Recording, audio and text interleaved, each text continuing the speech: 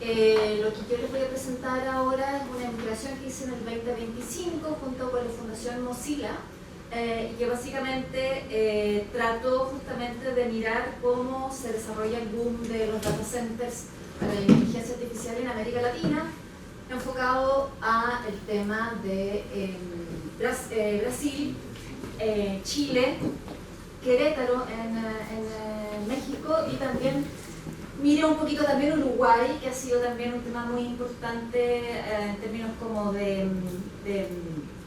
resistencia, ¿no? Y básicamente esta investigación lo que busca es responderse a esto: ¿por qué los centros de datos de un día para otro, pero digamos que un tiempo a esta parte, unos 5 años a esta parte, están siendo un asunto de interés público, ¿no? Yo soy investigadora independiente, yo vengo más bien del mundo de las políticas públicas, no vengo de la investigación más académica. Entonces me interesaba porque desde el mundo de lo digital, digamos, hoy día el tema de los data centers parecía ser un asunto de la política pública, ¿no?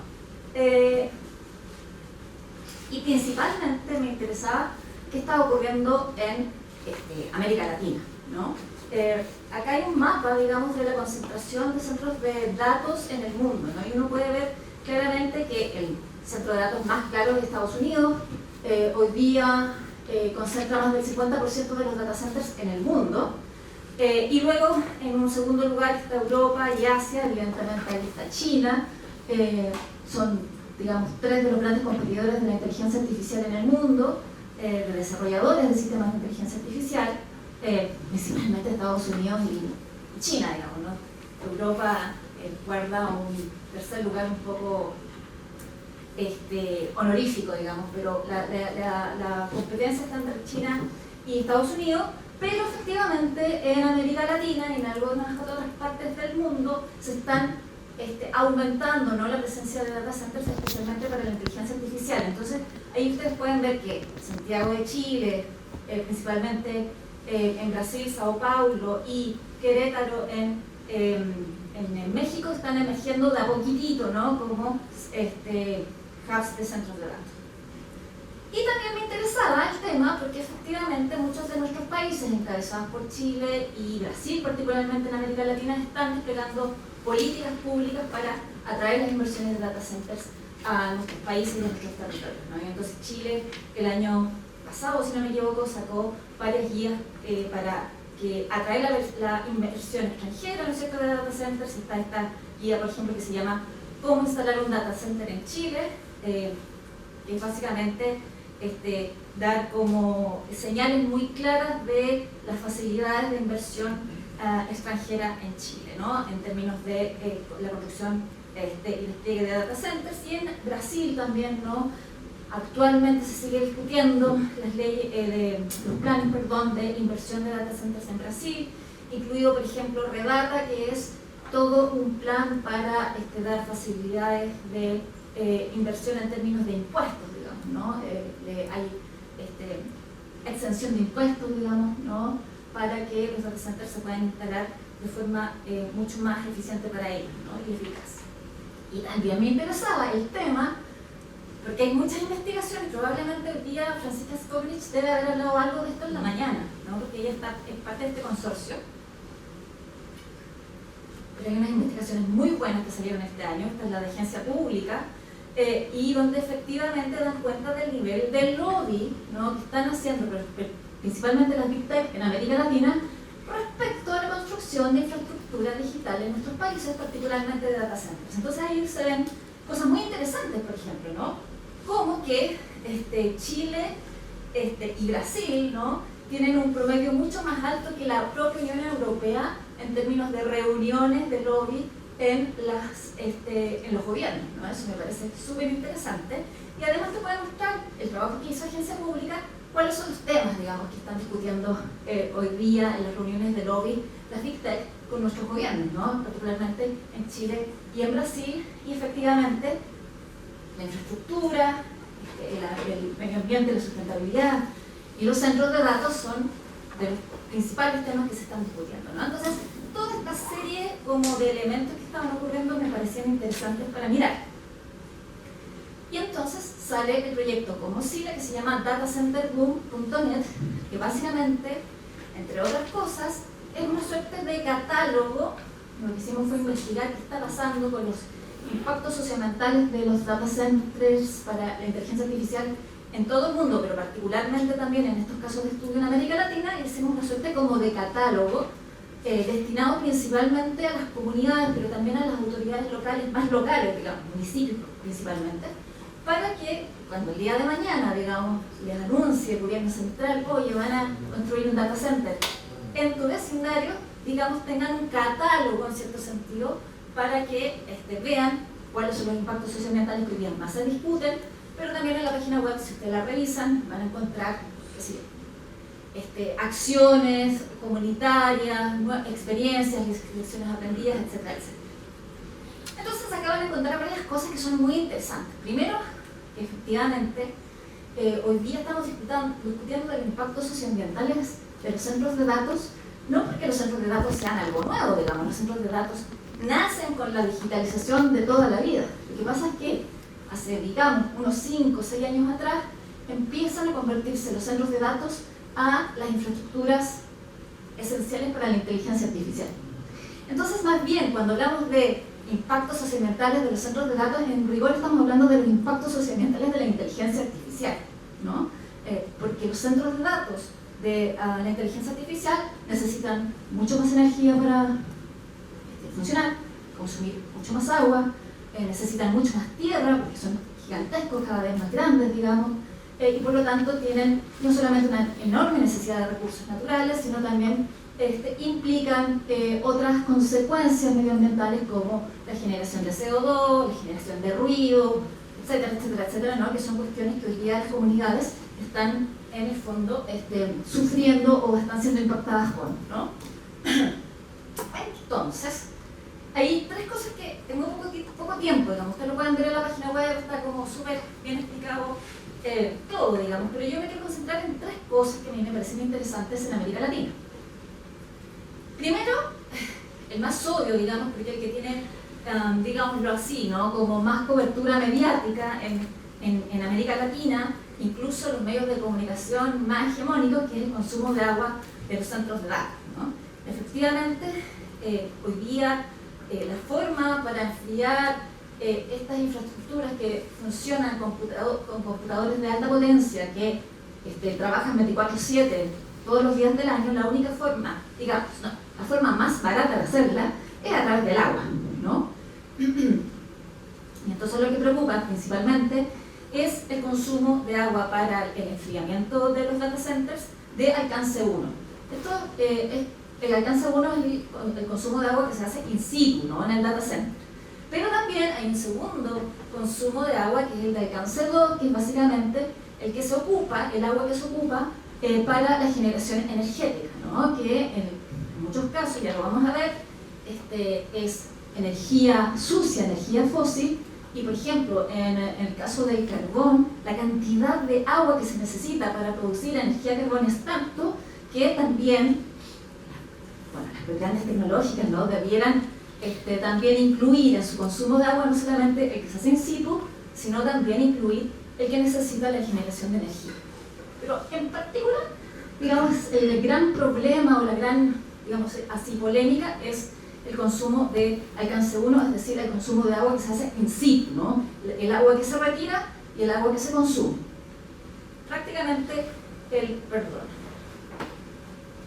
el 60-80% del agua que se retira de los data centers, no que retira el data center, el 60 al 80% de esa agua se evapora, ¿ya? Es decir, que no vuelve directamente al cauce o a la fuente de extracción de agua, ¿no? Entonces, en este sentido, lo vamos a decir en comillas, se pierde el agua, digamos, ¿no? Por supuesto que vuelve, pero no de forma inmediata. Y una cuestión interesante, que creo que es parte, yo creo, de la discusión de políticas públicas, es si la innovación tecnológica es suficiente para terminar con el gran consumo de agua de la inteligencia artificial, que es básicamente el gran discurso que hoy día tienen las Big Tech y en particular las políticas públicas, diciéndote, oye, vamos a tener la mejor tecnología básicamente en nuestros data centers, que implica, ¿no es cierto?, un circuito cerrado de agua, que entonces todo se reduce, por lo tanto el consumo de agua es mínimo. Entonces eso es súper interesante porque hay estudios, sobre todo en Estados Unidos, que dicen, ojo con el tema de la innovación tecnológica. Hay un estudio muy interesante de la consultora Alay, de Masheika Allwood, que sacó el 2025, y lo que ella hizo básicamente fue comparar el consumo de agua de Europa, de todos los data centers de Europa de Google, versus el consumo de agua de todos los data centers, todo esto para la inteligencia artificial, de Estados Unidos, ¿no?, y de Google. Entonces se los comparó, en su consumo de agua. Y efectivamente se dio cuenta que en Europa consumen mucho menos agua que en Estados Unidos.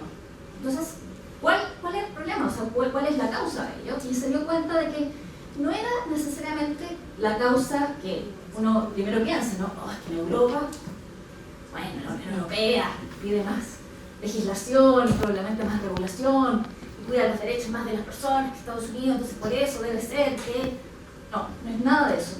Básicamente ella descubrió que el problema de por qué en Estados Unidos consumen más aguas es porque casi todo el 100% de los data centers hoy en Estados Unidos está dirigido a la inteligencia artificial, versus en Europa, que todavía el porcentaje de data centers que están trabajando en inteligencia artificial son del orden del 50% y muchos de los otros son básicamente de guardar datos, etcétera, pero no necesariamente buscan el trabajo de inteligencia artificial y por lo tanto el factor diferenciador de por qué en un continente ocupan menos agua es que básicamente todavía no todos los data centers son de inteligencia artificial. Por lo tanto, es bien interesante porque esta investigadora dice, ojo, Europa, Estados Unidos es tu futuro, vas a consumir mucha agua. Y un poco uno dice, bueno, será el futuro de otros lugares del mundo, digamos, del sur lugar, por ejemplo, de Chile, de Brasil. Y como les decía, ¿no?, en América Latina el tema del consumo del agua es súper importante, ya en Uruguay, en el propio Chile, en Brasil es un tema que está en la agenda de principalmente la sociedad civil. Han habido casos, digamos, a nivel de justicia que toman el tema del agua y básicamente es porque hay un rollo muy importante también con los data centers, lo vemos en el mundo y lo vemos en Chile, y es que tienden a agruparse en clusters, ¿no? Básicamente porque los data centers van a estar tratando de aprovechar la energía, la conectividad, etc. Entonces tienden a agruparse en clusters. Y muchos de estos clusters son en zonas de sequía, ¿no? Y en Chile, en América Latina, es súper claro. Incluso Brasil, que tiene las reservas de agua más grandes del mundo, durante estos últimos años están en tiempos de sequía y efectivamente es un tema de preocupación para la sociedad civil.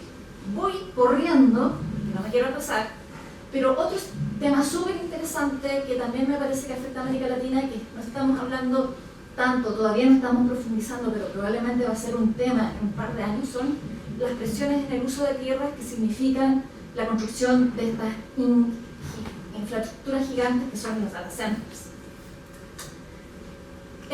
Hoy día, por ejemplo, en el caso de México, en el caso de Querétaro en particular, ¿no?, y en el caso de Brasil, y también en cierto sentido en el caso de Chile, la preocupación particular de las políticas públicas en los data centers es ofrecer tierras, digamos, que tengan las mayores facilidades para que los inversionistas en data centers vengan y funcionen, ¿no? La ex ministra de Ciencia decía plug and play, ¿no?, que vengan, se conecten y jueguen, digamos, ¿no? Por lo tanto, eso significa facilidades en la regulación, facilidades en la conectividad, etcétera, etcétera, ¿no? En el caso de Brasil, particularmente, significa también, y en el caso de México, significa exención de impuestos, etcétera, etcétera, ¿no? Por ejemplo, en el Querétaro están los famosos parques industriales, ¿no?, que son estas grandes pedazos, ¿no?, de tierra que están listas, están plug and play para que los data centers lleguen y pongan play y empiecen a funcionar. Pero además hay una cuestión bien interesante porque muchos de los data centers en el mundo se están construyendo particularmente en ciudades, ¿no? Y entonces empiezan a competir por precio empiezan las especulaciones. Muchos de los data centers hoy día compran un terreno X, pero saben que van a tener que necesitar un terreno mucho más grande, por lo tanto empiezan a hacer las especulaciones para comprar antes, etc. Hay toda una cuestión del mercado bien interesante ahí. En el caso de India, por ejemplo, ya hay temas sobre cómo los data centers y las facilidades que está poniendo el gobierno para construir estos data centers está implicando que en el fondo haya conflicto en zonas rurales con campesinos. En América Latina, donde yo he visto cuestiones más interesantes sobre este punto, es lo que está pasando en Querétaro, ¿no? Y efectivamente hay bastantes organizaciones académicas y de la sociedad civil que están viendo cómo, por ejemplo, hoy día hay una suerte como de apropiación de tierras, ¿no? Usurpación de tierras de parte del gobierno para dárselas, digamos, a los data centers que parecieran ser como la inversión más deseada, ¿no? Para el gobierno de Querétaro. En particular, ¿no es cierto?, la organización Mi Cielo Urbano documenta la sustitución sistemática de milpas, que son cultivos tradicionales originarios del periodo prehispánico, por infraestructura de centro de datos, ¿no? Entonces, esos conflictos me parece que son súper interesantes y que probablemente van a aumentar en América Latina. Y termino con esto, me quedan 3 minutos, el tema del uso de energía, que me parece que es súper importante en América Latina y no lo estamos mirando tan bien, creo yo. Efectivamente, uno de los impactos ambientales más importantes a nivel mundial de los data centers es que consumen mucha energía, ¿no? A tal punto que son de las industrias, junto con la industria del aire acondicionado y la industria aeronáutica, son uno de los que más consumen energía en el mundo, ¿no? Y este consumo de energía tiene una consecuencia muy particular, que es el aumento de la huella de carbono, básicamente porque esa energía que están utilizando, sobre todo en Estados Unidos y en Europa, viene de fuentes fósiles, básicamente. Eso es lo que está ocurriendo, ¿no? Y hoy día más del 50% de la energía que consumen los data centers en el mundo para la inteligencia artificial, más del 50% es de fuentes fósiles, fundamentalmente gas y carbón, ¿ok? Y se dice que en el 2030, recién en el 2030, podría ser menor, digamos, el aporte de la industria fósil, básicamente con la inclusión de la energía atómica. Está Europa y Estados Unidos está apostando full con la energía atómica justamente para alimentar a los data centers. Recordemos que la energía atómica es considerada una energía renovable, limpia en este sentido, ¿no? Y efectivamente la inteligencia artificial entonces pone en riesgo las metas climáticas, principalmente de los países industrializados, Europa, Unión Europea y Estados Unidos, ¿no? Con Trump aún más, que en el fondo no ha puesto ni siquiera plata para invertir en energía verde. Además, este es un temazo que lo estábamos comentando recién con Martín, el tema de que hoy día, particularmente en Estados Unidos y en Irlanda, hay muestras muy claras y preocupaciones muy concretas de cómo la inteligencia artificial y el uso energético está siendo básicamente pagado por los usuarios comunes y corrientes, digamos. Y esto es porque hay una estructura de precios en esos países que permite que para básicamente alimentar la demanda de energía, básicamente se está construyendo nueva infraestructura, se están abriendo nuevas plantas de principalmente energía fósil, y toda esa inversión por esa estructura de precio energética que tienen, básicamente se la están prorrateando básicamente a los usuarios comunes y corrientes. Entonces ocurre algo muy interesante, y es que los usuarios comunes y corrientes están pagando la cuenta eléctrica a las big tech, ¿no? Y en América Latina el tema es energía renovable, ¿no? Con esto quiero ir cerrando. Este es el gran tema. A propósito de que más del 50% de la energía que alimenta los data centers para la inteligencia artificial es fósil, lo que dice América Latina es, los gobiernos de América Latina más bien, transversalmente, dicen, bueno, nosotros tenemos energía limpia, entonces vengan acá, ¿no? Vamos a tener cero rollo, digamos, del tema de la emisión de carbono. Y Chile, por ejemplo, ofrece, ustedes van a ver ahí, la documentación pública, Chile ofrece básicamente energía limpia en el norte y en el sur, en Magallanes, en términos de energía solar y energía eólica. En el caso brasileño es súper interesante, yo insto, si les interesa el tema, a mirarlo. La energía verde o la energía renovable que se produce en Brasil, la mayoría es en el nordeste brasileño, básicamente es energía eólica, y esa energía siempre se ha producido en territorios indígenas. Eso ha significado que poblaciones indígenas, a propósito de producir energía verde, han tenido que ser desplazadas, lo que significa un problema de justicia energética básica, ¿no? O sea que las que menos provocaron la crisis climática y ecológica tienen que pagar, digamos, la cuenta de la crisis climática y ecológica que otros crearon, ¿no?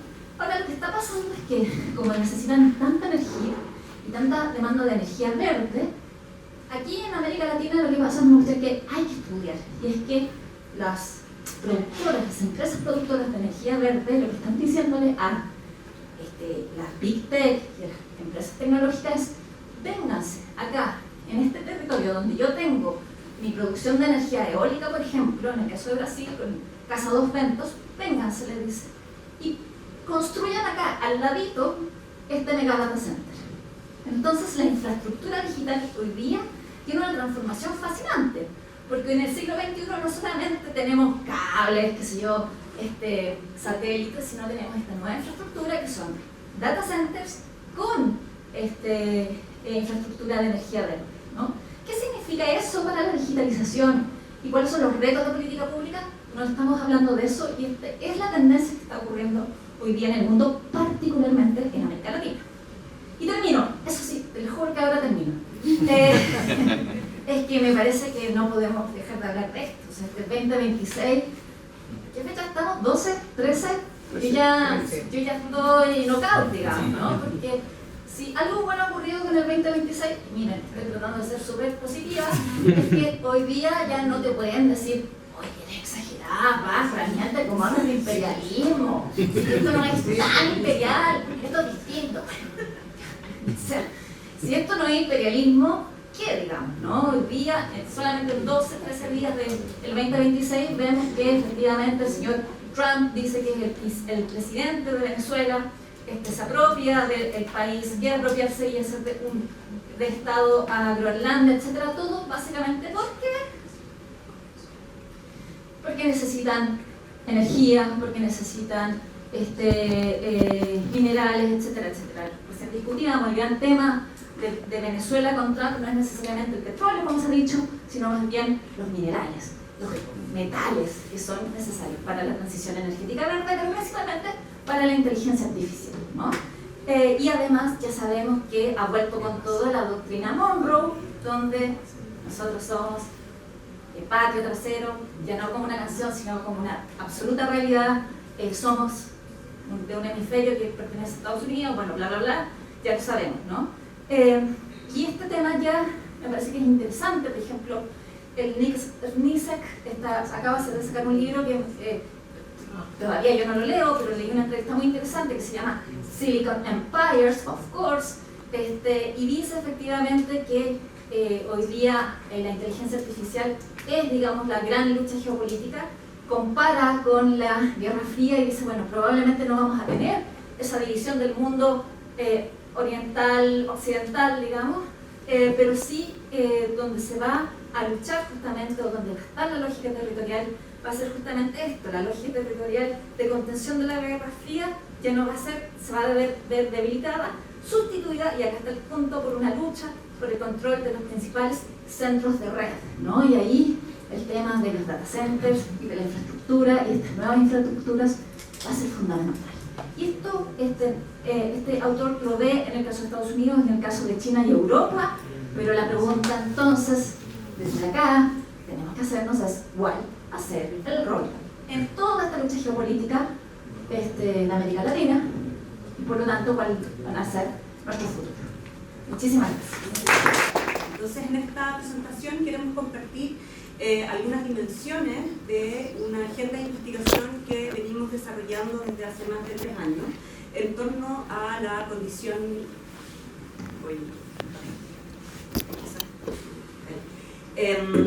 ¿Ahí se escucha bien? Bueno, en esta agenda que venimos desarrollando ya hace 3 años, en torno a la condición planetaria y material de la inteligencia artificial, un poco en la misma línea de lo que Paz nos acaba de presentar, pero con un énfasis o una forma distinta. Y este trabajo se inscribe en Núcleo Milenio FED, que lo hemos mencionado varias veces, y en 2 proyectos Fondesit y uno en curso actualmente. Más que presentar, como les decía, un caso en particular, queremos contarles cómo hemos ido construyendo un itinerario de investigación-creación, como lo hemos llamado, que articula distintas preguntas, que articula distintas preguntas, terrenos, y que esperamos poder concluir en un libro prontamente. Esta agenda, que la situamos en un campo interdisciplinario, busca problematizar algo que generalmente queda oculto en la discusión sobre el IA. Nos referimos al ensamblaje planetario compuesto por infraestructuras, minerales, energías, territorios y formas de vida. Bueno, como les comenté, queremos hacer esta presentación, la vamos a organizar en dos momentos. Yo en un primer momento voy a presentar algunos de estos proyectos de investigación-creación que buscan precisamente revelar y problematizar la materialidad de la IA y sus impactos socioecológicos. Y luego Martín va a situar estos proyectos en algunos debates que entran en diálogo con nuestro propio trabajo. Entonces, el primer trabajo que les voy a mostrar es Ecología Híbrida, que este proyecto con el que iniciamos esta agenda es un proyecto que empezamos en el 2022 y que buscó comprender la relación entre agua e IA, en un momento en el que todavía no sabíamos mucho cuál era esta relación, no existían tantas investigaciones respecto a cuáles eran estos impactos. Nosotros, con una ayuda de un grupo de ingenieros hidráulicos, calculamos que para generar una imagen con inteligencia artificial se necesitaba entre 32 ml de agua, y en base a esto nosotros quisimos llevarlo a un gesto que buscábamos producir esa presencia material del agua en esta instalación. De alguna manera como transformándolo en una presencia sensible y política, capaz de interrumpir y friccionar la ilusión de inmaterialidad que suele acompañar a la IA.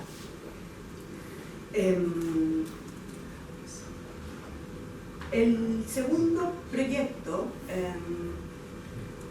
que es una continuación de Ecología Híbrida, lo presentamos en la Bienal de Arquitectura de Venecia el año pasado, y que aunque el gesto de hacer tangible la huella hídrica en la primera versión generó una experiencia, diríamos como sensorial, significativa para el público que asistió a ese lugar, al preparar esta segunda versión para la Bienal, advertimos que esta operación en cierta medida reproducía el mismo régimen técnico optimizador que reduce al medio ambiente, en este caso al agua, a cifras, unidades y métricas.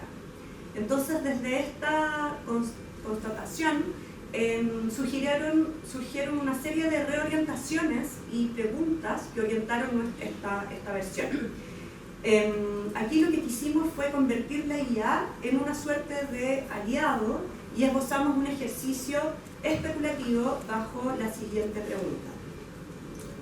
Si la IA consume agua, ¿qué podría hacer la IA para reparar su relación con ella? ¿Puede la IA participar en procesos de reparación simbólica, material, reconociendo su deuda ecológica y abriendo espacios de cohabitación interespecie?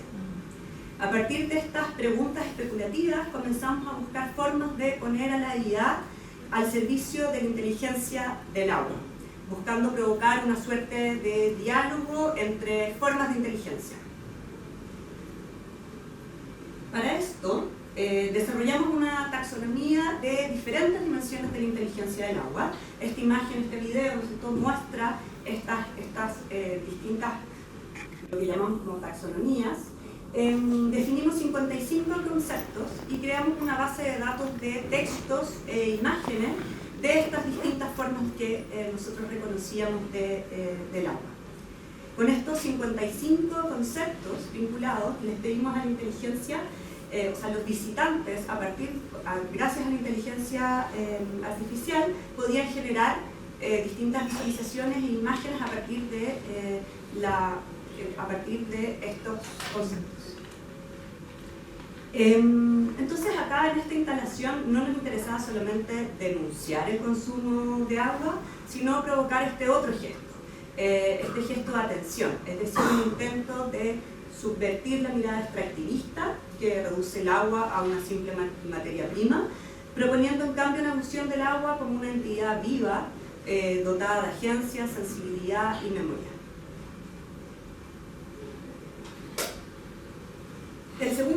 El tercer proyecto que les voy a contar ahora, voy a tratar de detenerme un poquito más, que es el proyecto en el que estamos hoy día trabajando.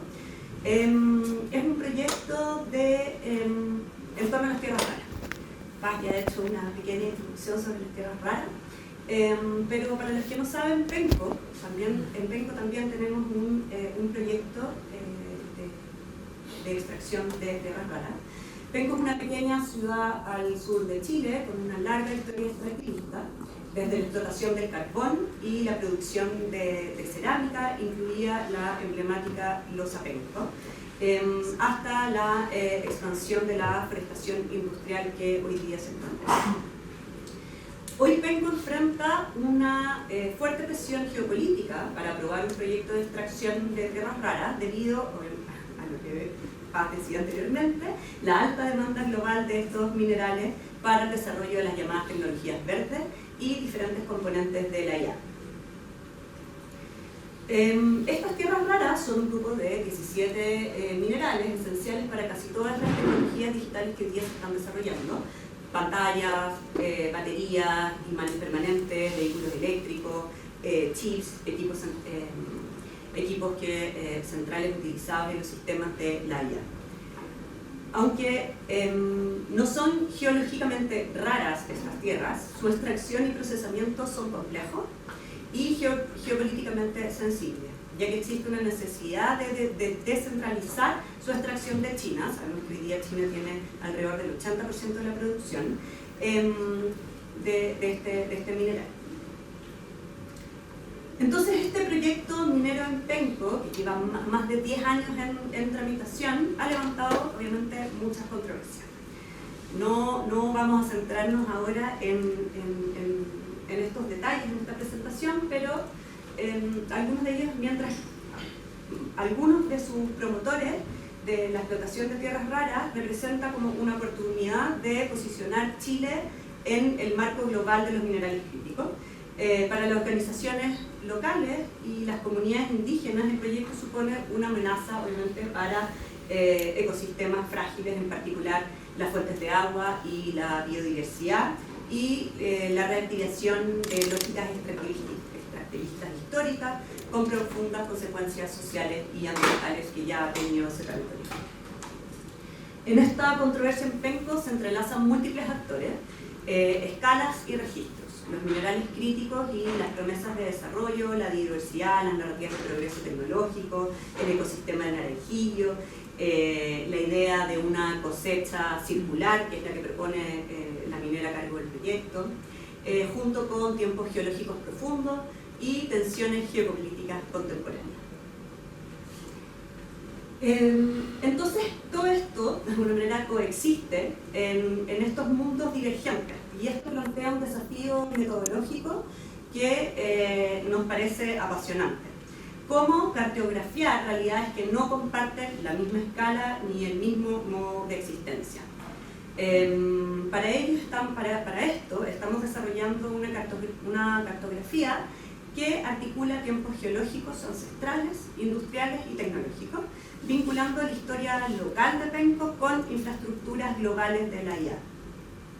Cada una de estas dimensiones se presenta como un nodo crítico, como estos son los nodos que estamos trabajando hoy día: la historia de Penco, qué son las tierras raras, cuál es la importancia del del Naranjillo, en los ecosistemas del Cerro Penco, y a través de estas distintas dimensiones del problema estamos como tratando de construir esta narrativa en torno a la extracción de tierras raras.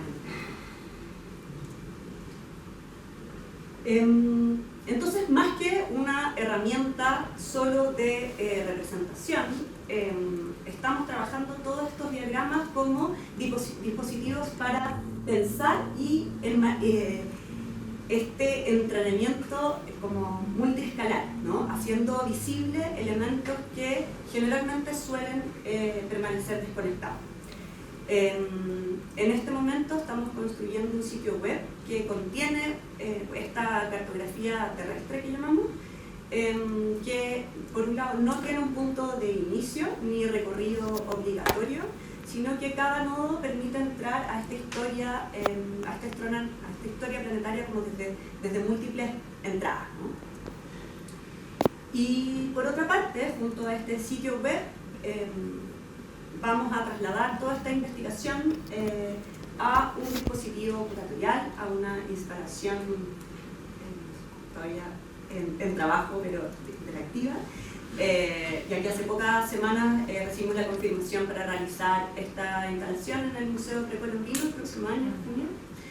Y también este dispositivo para nosotros no solo es la combinación de esta investigación, sino que también es parte de nuestra propia investigación, ¿no?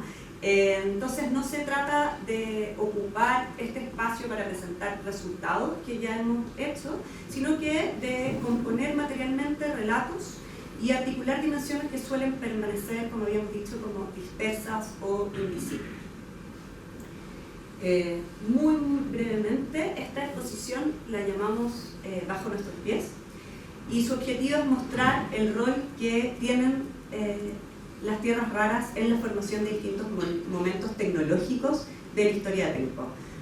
Si bien en la página web vamos a ver todos estos nodos interconectados, en esta instalación lo que queremos es ver la relación de las arcillas, la tecnología y este territorio en particular. Mostrando cómo actúan agentes de transformación que reorganizan paisajes, visiones del mundo y tecnología. Entonces nuestra propuesta se va a centrar en lo que nos llamamos tres tecnologías terrestres, elaborados por las primeras comunidades precolombinas de la cultura Pitrén, que es la primera, la que ven ahí, el jarro pato, que encarna una forma singular de interacción con el entorno natural.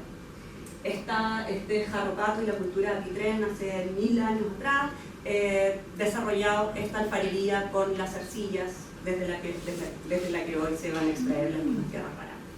El segundo es esta pieza de cerámica que probablemente muchos de ustedes reconocerán por ser parte como del imaginario de las casas en Chile en los años de los 60 al 90, el famoso plato Willow, que representa otra forma de terraformación a través de la artesanía industrial.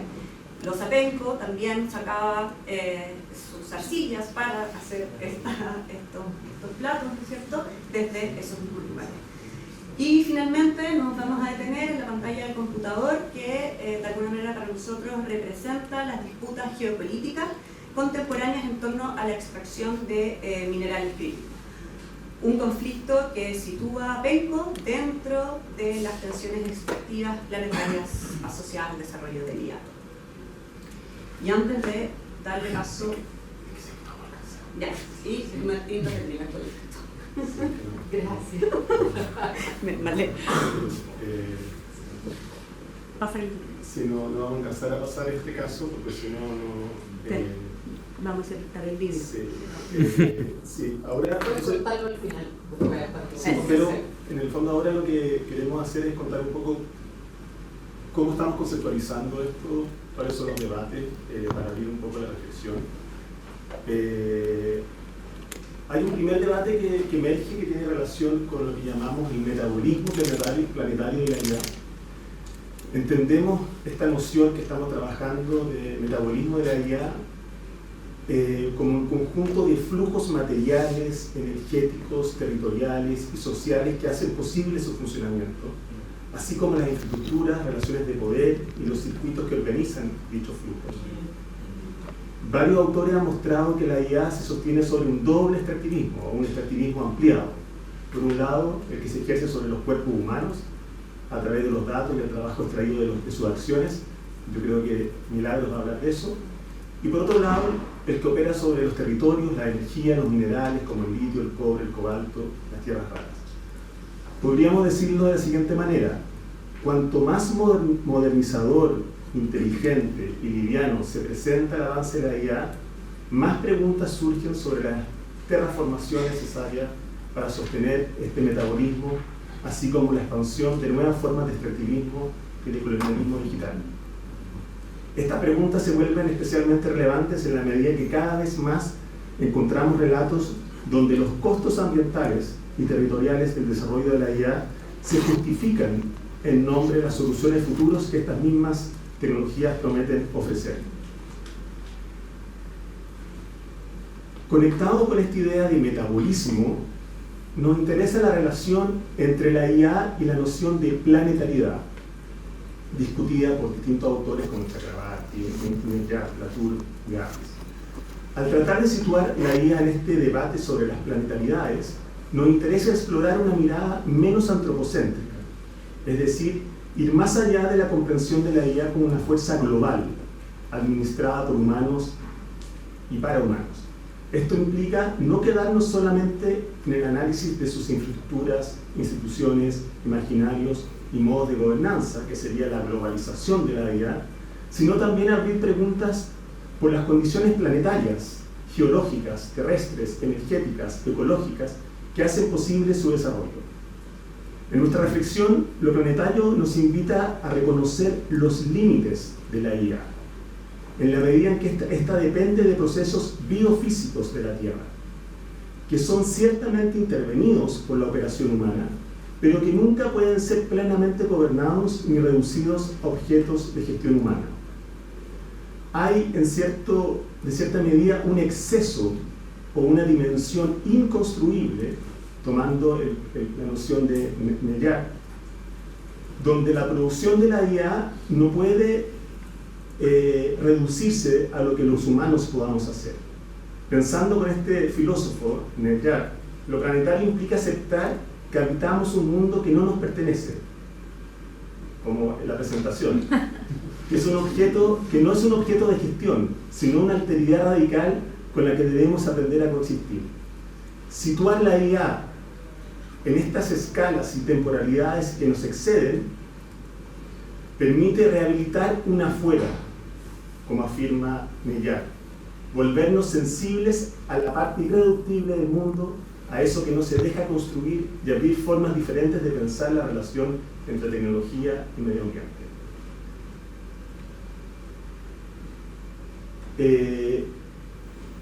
El tercer debate se conecta con la idea de tecnouniversidad, entendida justamente como la posibilidad de imaginar maneras, ensamblajes distintos de entender la relación entre tecnología y ecología.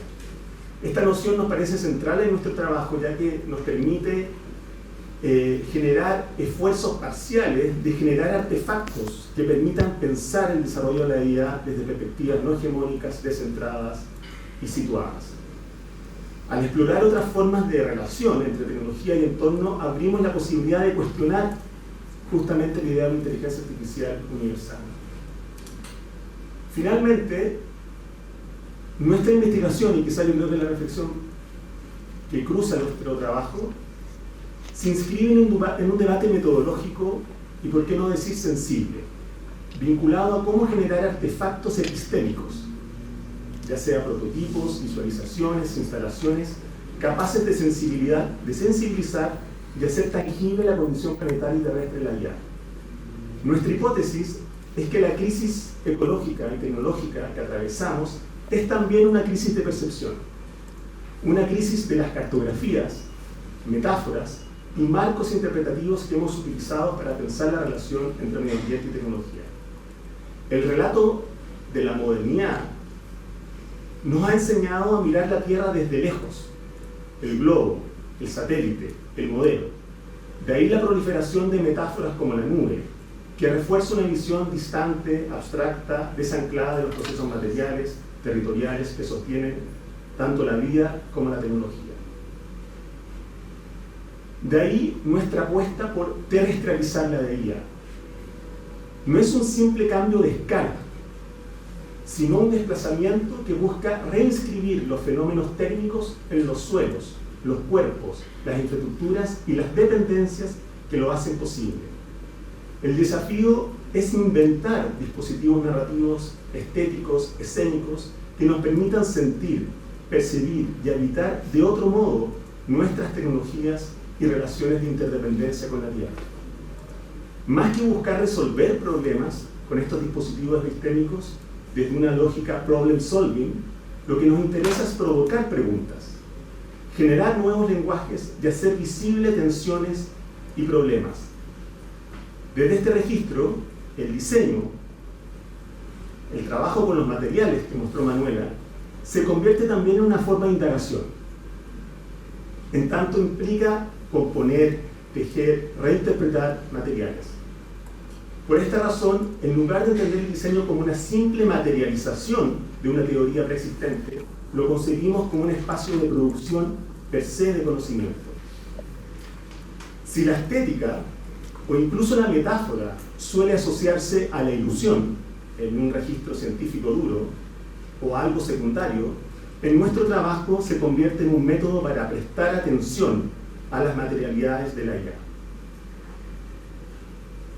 Y para terminar, en un reciente artículo para una revista francesa que se llamaba Notas e Intervenciones para un diseño de los excesos planetarios, tratamos de describir esta agenda planetaria de la IA como un esfuerzo por reconocer los excesos o lo inconstruible, aquellas entidades, fuerzas físicas que resisten a ser plenamente capturadas por la lógica moderna instrumental.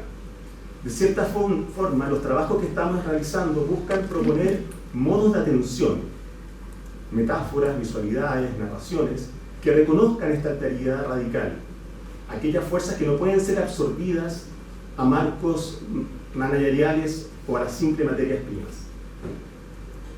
Si la impronta moderna que ha orientado el desarrollo de la IA ha tendido históricamente a proyectar el mundo, esto es, a volverlo legible y gestionable, una IA terrestre podría en cambio abrirse al reconocimiento de aquello que excede, resiste o desborda sus propias proyecciones. Muchas gracias. Yo les voy a presentar una ponencia que se titula De la inteligencia artificial a los ensamblajes subjetivos, formas técnicas de ser e interactuar. Esto que les voy a presentar es una propuesta para comprender la interacción entre el ser humano y la inteligencia artificial, ¿ya? Entenderlo como un sistema. Bueno, esto es lo que voy a seguir, no voy a profundizar en la estructura para no demorarme más. Voy a poner el cronómetro, ahí está. Un poco, ya, la introducción. Esto se sitúa en la filosofía de la técnica, filosofía de la información y filosofía de la inteligencia artificial, que es precisamente, digamos, de donde vengo yo. Yo hice un doctorado en la Universidad Nacional de Córdoba y estuve investigando, digamos, estos temas en Argentina. Hay autores aquí, mencionando un poco justo la pregunta que hizo uno de los colegas acá presentes. Hay otras formas de llamar a la inteligencia artificial. Está, por ejemplo, la cognición computacional, que es una teoría que presenta Javier Blanco, que es argentino, un investigador argentino, que se centra más en el concepto de Hales, que habla acerca de ensamblajes cognitivos. Está también el sistema DAP, que sería datos, algoritmos y plataformas, que lo presenta Pablo Manolo Rodríguez, junto también a Javier Blanco y a otros autores más. Y lo que yo les vengo a presentar ahora son los ensamblajes subjetivos, a partir de este contexto, digamos, de digitalización de la vida social. ¿Ya? Hay un concepto de Luciano Floridi que menciona, que se llama experience life, que es que la experiencia no se puede entender fuera de esta relación que hay con el internet, si se quiere de una forma más material, porque estamos hiperconectados. Estamos constantemente hiperconectados. Hay muy pocos lugares que no tienen internet, los hay, efectivamente, pero se podría decir que la mayoría, el 60%, el 70% de la población, casi el 80%, tiene internet. Bueno, esto, digamos, la digitalización de la vida social ha derivado en un crecimiento de los modelos de inteligencia artificial, especialmente los relacionados con el lenguaje. Y aquí es donde se discute la relación que hay entre sujeto y objeto, que fue algo que mencionó una colega en la mañana, que ya no hay una relación de oposición necesariamente, sino que existe una relación entre estos dos componentes que yo denomino ensamblaje. El nombre de ensamblaje de esta propuesta de subjetividades proviene del concepto, bueno, proviene de varios autores, pero para ser más simplificado, proviene más del concepto de ensamblaje cognitivo de Katherine Hayles, cuando habla de la percepción distribuida, ¿ya? Es una percepción, digamos, que se extiende a las tecnologías. Y en el 2023-2024 publiqué un texto que se llama Ensamblaje subjetivo, un caso de Black Mirror, y ahí fue donde se materializó ese concepto de ensamblaje subjetivo. Ahora les voy a hablar un poco en qué consiste este ensamblaje subjetivo. Tiene 3 características, como pueden ver ahí en la pantalla. Primero, muy importante, la existencia personalizada y organizada. Esto tiene que ver con que la información que tiene este sistema, porque el ensamblaje es un sistema basado en información, tiene un sentido específico y eso se traduce en la importancia y en la relevancia que digamos que este sujeto ensamblado, si se quiere, le otorga a esa información.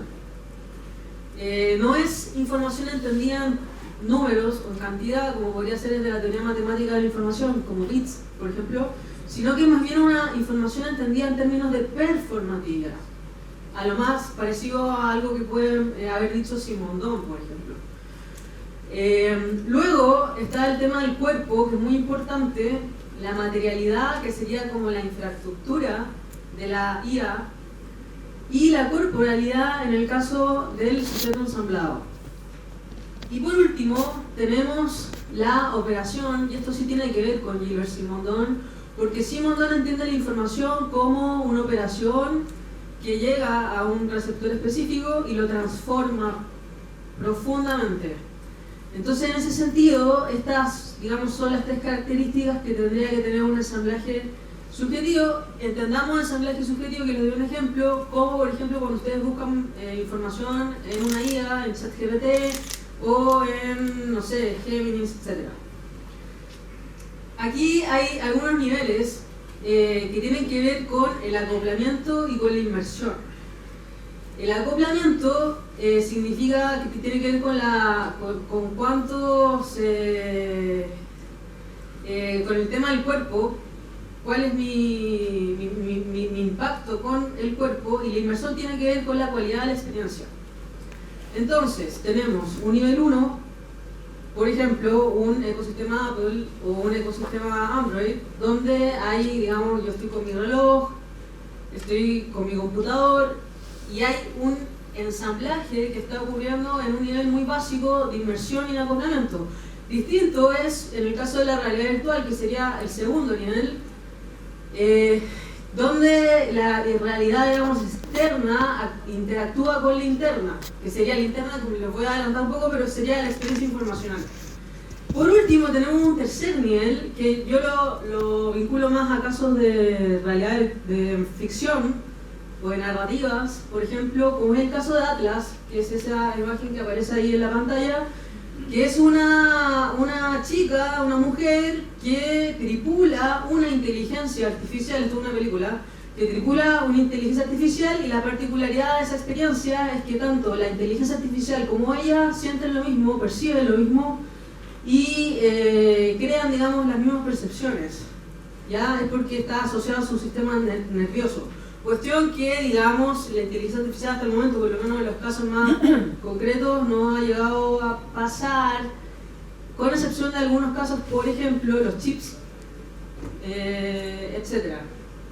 Cuando, por ejemplo, algún chips con inteligencia artificial tiene la capacidad de mejorar la capacidad motriz, pero te altera otros estados como el estado del ánimo, etc. Bueno, ¿en qué consiste? ¿Cuáles son los componentes de este ensamblaje subjetivo? Tenemos tres componentes que son muy importantes. Está la experiencia informacional, que es, digamos, la base y lo que es transversal a todo el sistema. Y los principales focos son el sentido y la transformación. ¿Ya qué quiere decir esto? Que hay una experiencia común a todos los componentes, digamos, de este mismo sistema. Está en hiperconexión porque se basa en este principio de experiencia on life. Hay datos sensibles, hay memoria, hay imaginación. Hay un tema con la transformación y con la performatividad. Ya, es decir, por ejemplo, esta sería la parte más humana, si se quiere, del ensamblaje, ya, que tiene que ver con el sentido, cómo se le otorga el sentido a esa información. Por eso experiencia informacional. Luego hay otro componente que sería la mente digital, que por supuesto tiene contextos opacos y virtuosos. Las virtudes, por ejemplo, serían cancelación de sesgos, la diversidad cognitiva y social, y añadir información relevante. Y los vicios, que es lo más importante, porque es lo más difícil de, digamos, de rastrear, sería, por ejemplo, sesgo de confirmación, es decir, esto de que, por ejemplo, yo estoy conectado, no sé, estoy haciendo una investigación, por ejemplo, y estoy utilizando 3 tipos de IA para investigar un tema específico.